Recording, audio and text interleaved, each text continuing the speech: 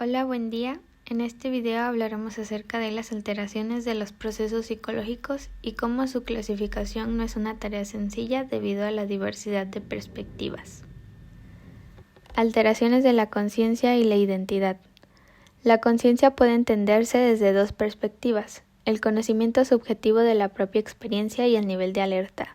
Las alteraciones cuantitativas se relacionan con la disminución del nivel de alerta, mientras que las alteraciones cualitativas incluyen la restricción del campo de la conciencia y pueden implicar alucinaciones y delirios.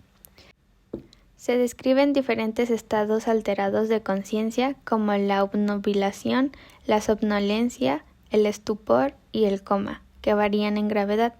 Además, también se exploran las alteraciones en la experiencia de la identidad personal, incluyendo cambios con la percepción de los límites del sí mismo, la actividad del yo, la unidad del yo y la realidad del yo. También se destaca la relación entre la imagen corporal y la identidad en trastornos como la dismorfobia, la anorexia nerviosa y la identidad sexual. Alteraciones de la atención. Se destaca que la atención es un proceso cognitivo fundamental que influye en el funcionamiento de la persona. Se mencionan varias funciones de la atención, como la concentración, la atención selectiva y la vigilancia. En las alteraciones de la concentración se menciona la hiperconcentración, que es un exceso de atención en un tema o vivencia en determinado de la atención a estímulos externos. También se habla de la falta de concentración, que implica la incapacidad para prestar atención persistentemente en una actividad o vivencia, lo que conlleva intensa distracción. Las alteraciones en la atención selectiva se refieren a problemas que separan los estímulos relevantes de los irrelevantes y pueden manifestarse como distracción, que es común en una variedad de trastornos psicopatológicos. También se mencionan que las alteraciones de la vigilancia, que se refieren a un estado de alta receptividad hacia el entorno, también pueden encontrarse en varios trastornos, como la esquizofrenia, la manía y otros trastornos de ansiedad. Alteraciones de la memoria. En las alteraciones de la memoria se abordan varias categorías de estos trastornos. Se mencionan tanto las alteraciones del recuerdo como las del reconocimiento. Aquí tenemos algunas de las categorías de alteraciones de la memoria descritas. En primer lugar, tenemos hipermnesia. Esta condición implica una afluencia excesiva de recuerdos. Puede ocurrir en situaciones no patológicas, como en episodios maníacos o trastornos por estrés postraumático. En segundo lugar, tenemos la amnesia. Se refiere a la pérdida total o parcial de la memoria. En tercer lugar, tenemos la confabulación, que consiste en la invención de recuerdos para llenar lagunas amnésicas, y generalmente ocurre en el síndrome amnésico. En cuarto lugar, tenemos la pseudología fantástica. Esto implica la invención de recuerdos motivada por necesidades afectivas del paciente, como excusas o la necesidad de atención y aprobación. En quinto lugar, tenemos el déjà vu y paramnesia reduplicativa. El déjà vu es la sensación de haber vivido o visto algo previamente, a pesar de ser la primera vez que se experimenta. La paramnesia reduplicativa implica la creencia de que el lugar actual es idéntico a otro, ya que se visitó a pesar de ser completamente nuevo. En sexto lugar tenemos los falsos reconocimientos. Pueden ocurrir en pacientes con síndrome de Korsakoff y cuadros delirantes, donde reconocen a personas a pesar de no haberlas visto antes. Existen falsos reconocimientos positivos y negativos. Y por último, tenemos las agnosias. Estos son problemas de reconocimiento debido al daño cerebral y se relacionan con la percepción sensorial. Pueden afectar diferentes modalidades sensoriales, como lo es la visión, la audición y el tacto, y se denominan según la modalidad sensorial involucrada. Alteraciones de la percepción. Estas alteraciones se han clasificado en distorsiones y engaños perceptivos. A continuación veremos que se explican algunas de estas categorías. Distorsiones perceptivas. Estas ocurren cuando una persona percibe de manera diferente de lo que cabría esperar según las características del estímulo. Esto puede involucrar alteraciones de la intensidad, cualidad, tamaño, forma y la integración perceptiva. Engaños perceptivos.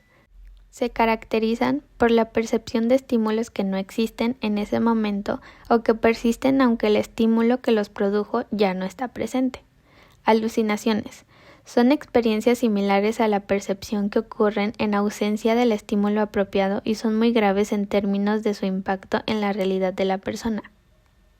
Todo esto en conjunto ofrece una visión general de las diversas formas en las que las alteraciones de la percepción pueden manifestarse, desde distorsiones perceptivas hasta fenómenos más graves como las alucinaciones.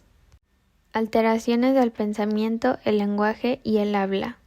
Esto destaca la relación entre estos componentes y su importancia en la evaluación clínica. Alteraciones del lenguaje y el habla. Estas incluyen varios trastornos relacionados con la comunicación verbal y escrita. Alteraciones del pensamiento.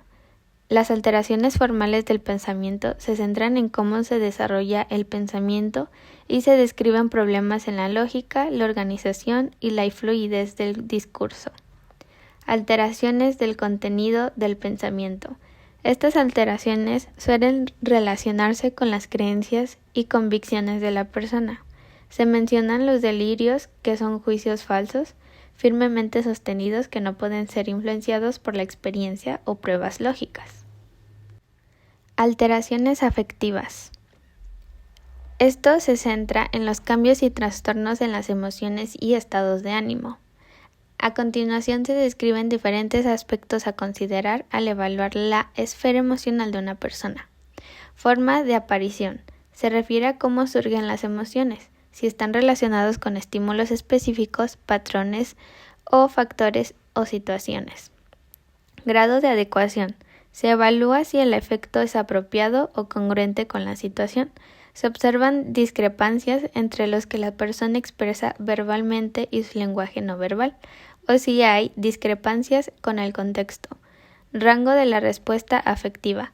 Esto se refiere a la variedad de tipos de afectos que una persona es capaz de expresar, ya sea desde emociones positivas hasta negativas. Grado de proporcionalidad o intensidad. Se investiga si existe una relación adecuada entre la intensidad de la reacción emocional y el estímulo que la provoca. Grado de reactividad. Se observa si las emociones cambian en función de la situación o experiencias de la persona. Grado de movilidad. Se analiza si el efecto es rígido, inmóvil, fijo o excesivamente lábil. Alteraciones de la actividad motora y la conducta intencional. Aquí se describen diversas alteraciones relacionadas con el movimiento y el comportamiento, que pueden clasificarse en dos grandes categorías, aquellas que implican un aumento de movimiento y las que implican una disminución del mismo. Aumento del movimiento. En estas vemos 4 puntos. Hipersinasia o agitación psicomotriz. Se refiere a una actividad excesiva o inapropiada. Temblores. Movimientos oscilatorios involuntarios, rítmicos y regulares, que afectan una parte distal del cuerpo. Convulsiones. Contracciones bruscas y violentas de la musculatoria voluntaria, asociadas a movimientos espasmódicos que son comunes en cuadros epilépticos. Tics. Movimientos involuntarios, repetitivos y espasmódicos, a menudo breves que carecen de un propósito y suelen involucrar a grupos musculares específicos. Y por otro lado tenemos la disminución de movimiento, que esto abarca acinesias y parálisis, que en estos casos la actividad motora está ausente o severamente disminuida, y hipocinesia o bradicinesia.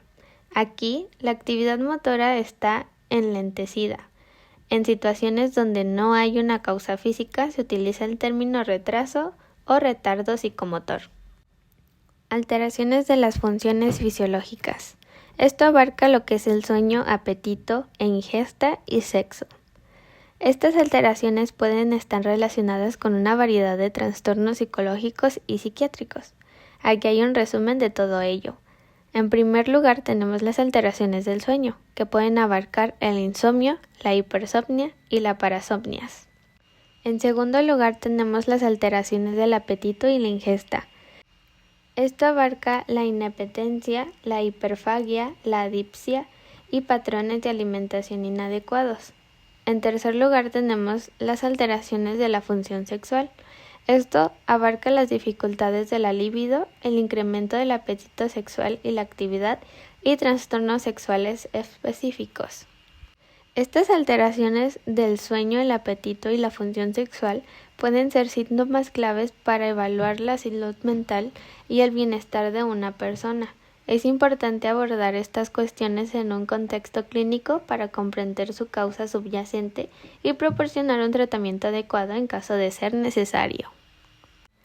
Bueno, esto ha sido todo por el video de hoy. Espero que se haya comprendido y entendido cada alteración del proceso psicológico y vaya su importancia. Mi nombre es Libni Britania Saucedo Sánchez. Hasta luego.